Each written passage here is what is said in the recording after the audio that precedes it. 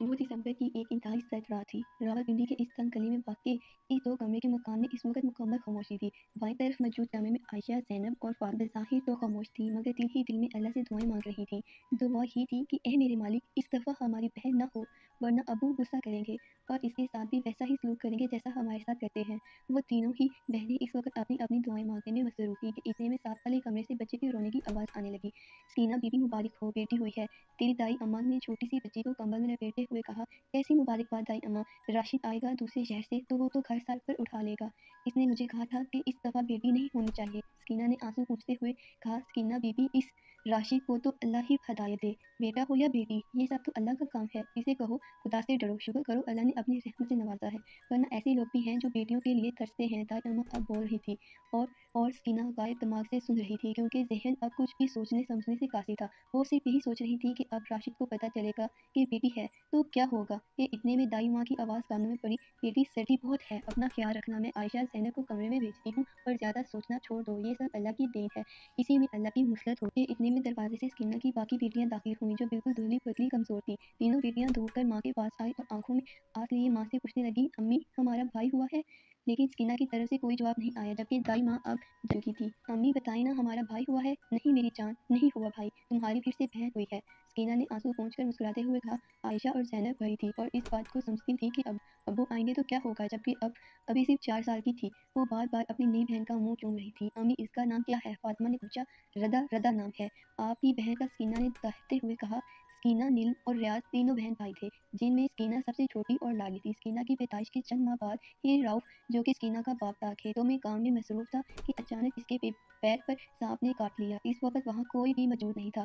खेतों में तड़पते हुए ही इसकी मौत हो गई। यास्मीन, सकीना की माँ, ने अकेले ही अपने बच्चों को पाला-पोसा, घर-घर जाकर काम करती, अपने बच्चों की हर जायज़ ज़रूरत को पूरा किया।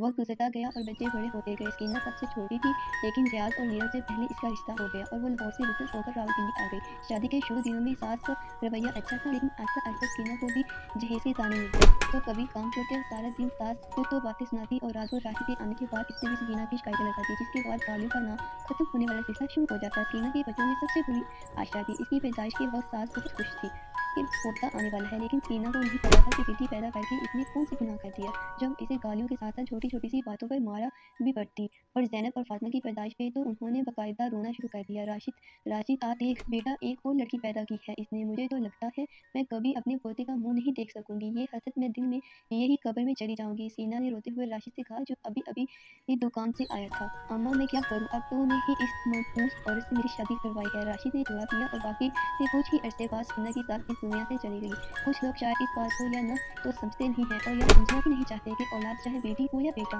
वो अल्लाह की मर्ज़ी है। अगर बेटा नेमत है तो बेटी अल्लाह की रहमत है, और राशिद भी इन्हीं लोगों में से था, जो अभी भी जाने से पहले सकीना को कह के गया था कि मुझे बेटा चाहिए। अगर इस दफ़ा बेटी नहीं हो तो माँ बेटियों को घर से निकाल दूँगा, पड़ी रहने पर सैकड़ों पर। अब रदा की पैदाइश पर सकीना को यही डर था कि राशिद आएगा तो क्या होगा। अगले दिन दोपहर के वक्त राशिद घर में दाखिल हुआ। तीनों बच्चियां अपनी नई बहन के साथ खेल रही थी, जबकि सकीना खाना बनाने में मसरूफ़ थी। धर्म की आवाज़ के साथ दरवाज़ा बंद हुआ तो तीनों बच्चियों ने सहम कर पीछे देखा, जहाँ गुस्से से सुर्ख चेहरे लिए राशिद खड़ा था। दरवाजे की आवाज़ सुनकर सकीना भी बाहर आ गई। "कौन है ज़ैनब, जो इतनी ज़ोर से दरवाज़ा?" बाकी अल्फाज इसके मुँह में ही रह गए। राशिद गुस्से से देखता हुआ सकीना की तरफ आया। "अस्सलाम वालेकुम, राशिद आप आ गए? क्या आप खाना खाएँगे?" इसने गुस्से से कहा। "ले आओ।" वो जब खाना खा रहा था तो इसको अचानक एक आवाज़ आई। इसने पूछा, "ये आवाज़ किसकी है?" इसने डरते हुए कहा, "हमारी बेटी हुई है।" वो बोला, "ये मैंने तुमको कहा था, अगर बेटी हुई तो मैं तुमको और तुम्हारी बेटियों को घर से बाहर निकाल दूँगा। तुम और तुम्हारी बेटियाँ मेरे लिए नेश हो।"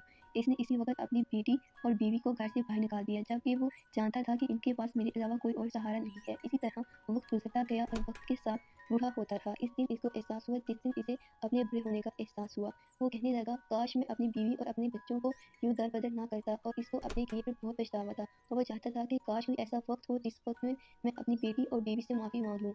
यूँ इसको एहसास हुआ कि ये बेटियाँ घर की रहमत हो।